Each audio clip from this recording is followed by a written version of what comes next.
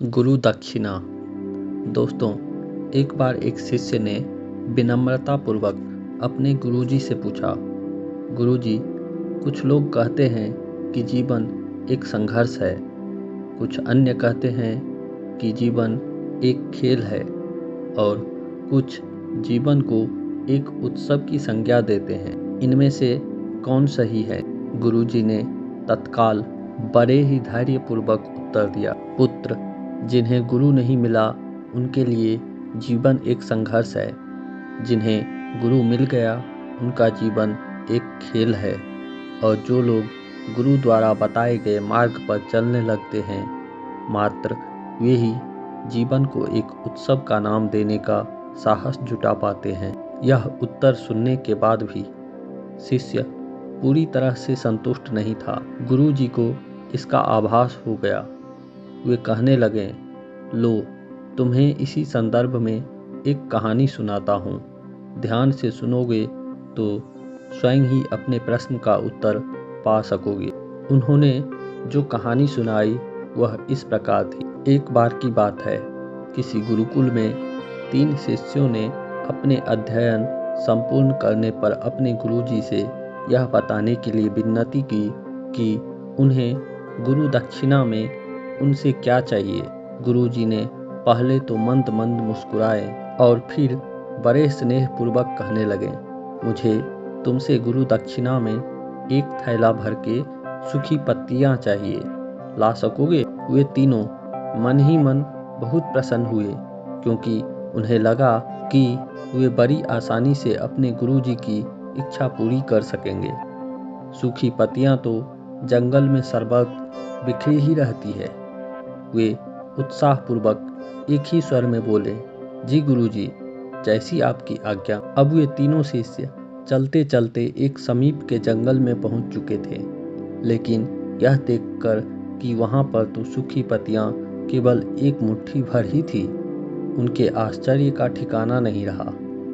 वे सोच में पड़ गए कि आखिर जंगल से कौन सूखी पत्तियां उठाकर ले गया होगा। इतने में ही उन्हें दूर से आता हुआ कोई किसान दिखाई दिया। वे उसके पास पहुंचकर उनसे विनम्रतापूर्वक याचना करने लगे कि वह उन्हें केवल एक थैला भर सूखी पत्तियां दे दे। अब उस किसान ने उनसे क्षमा याचना करते हुए उन्हें यह बताया कि वह उनकी मदद नहीं कर सकता, क्योंकि उसने सूखी पत्तियों का ईंधन के रूप में पहले ही उपयोग कर लिया था।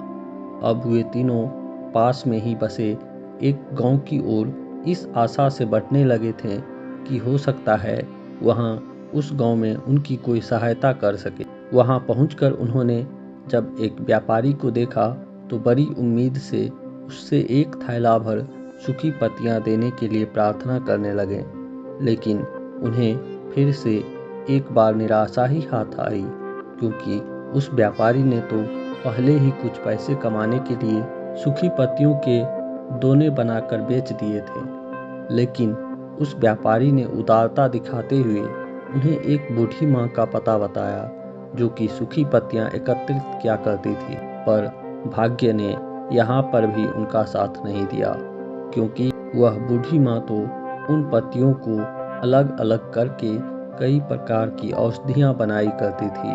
अब निराश होकर वे तीनों खाली हाथ ही गुरुकुल लौट गए। गुरुजी ने उन्हें देखते ही स्नेहपूर्वक पूछा, पुत्रों, ले आए गुरु दक्षिणा? तीनों ने सर झुका लिया।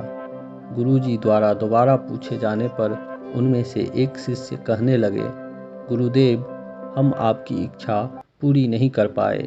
हमने सोचा था कि सूखी पत्तियां तो जंगल में सर्वत्र बिखरी ही रहती होगी, लेकिन बड़े ही आश्चर्य की बात है कि लोग उनका भी कितनी तरह से उपयोग करते हैं। गुरुजी फिर पहले की तरह ही मुस्कुराते हुए प्रेम पूर्वक बोले, निराश क्यों हो रहे हो? प्रसन्न हो जाओ और यही ज्ञान की सूखी पत्तियां भी व्यर्थ नहीं हुआ करती, बल्कि उनके भी अनेक उपयोग हुआ करते हैं। मुझे गुरु दक्षिणा के रूप में दे दो। तीनों शिष्य गुरुजी को प्रणाम करके खुशी खुशी अपने घर की ओर चले गए। वह शिष्य जो गुरुजी की कहानी एकाग्रचित्त होकर सुन रहा था, अचानक बड़े उत्साह से बोला, गुरुजी, अब मुझे अच्छी तरह से ज्ञात हो गया है कि आप क्या कहना चाहते हैं। आपका संकेत वस्तुतः इसी ओर है ना कि जब सर्वत्र सुलभ सुखी पत्तियां भी निरर्थक या बेकार नहीं होती है, तो फिर हम कैसे किसी भी वस्तु या व्यक्ति को छोटा और महत्वहीन मानकर उसका तिरस्कार कर सकते हैं। चींटी से लेकर हाथी तक और सुई से लेकर तलवार तक सभी का अपना अपना महत्व होता है। गुरुजी भी तुरंत ही बोले, हाँ पुत्र, मेरे कहने का भी यही तात्पर्य है कि हम जब भी किसी से मिले तो उसे यथा योग्य मान देने का भरसक प्रयास करें, ताकि आपस में स्नेह, सद्भावना, सहानुभूति एवं सहिष्णुता का विस्तार होता रहे और हमारा जीवन संघर्ष के बजाय उत्सव बन सके। दूसरे, यदि जीवन को एक खेल ही माना जाए तो बेहतर यही होगा कि हम निर्विक्षेप, स्वस्थ एवं शांत प्रतियोगिता में ही भाग लें और अपने निष्पादन तथा निर्माण को ऊंचाई के शिखर पर ले जाने का अथक प्रयास करें। अब शिष्य पूरी तरह से संतुष्ट था।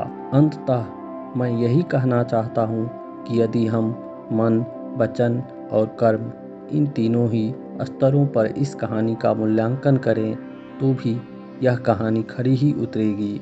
सबके प्रति पूर्वाग्रह से मुक्त मन वाला व्यक्ति अपने वचनों से कभी भी किसी को आहत करने का दुस्साहस नहीं करता और उसकी यही ऊर्जा उसके पुरुषार्थ के मार्ग की समस्त बाधाओं को हर लेती है। वस्तुतः हमारे जीवन का सबसे बड़ा उत्सव पुरुषार्थ ही होता है, ऐसा ही विद्वानों का भी मत है।